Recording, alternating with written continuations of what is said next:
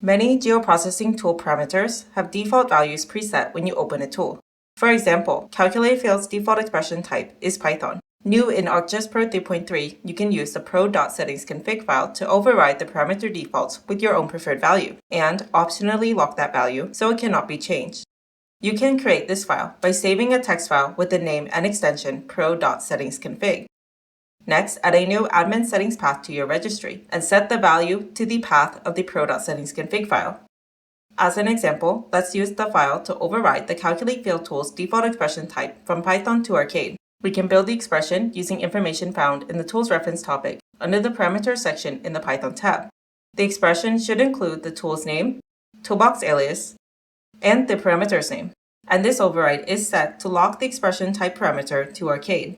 Now when Pro is reopened, we can see this new default expression type in the Calculate Field tool.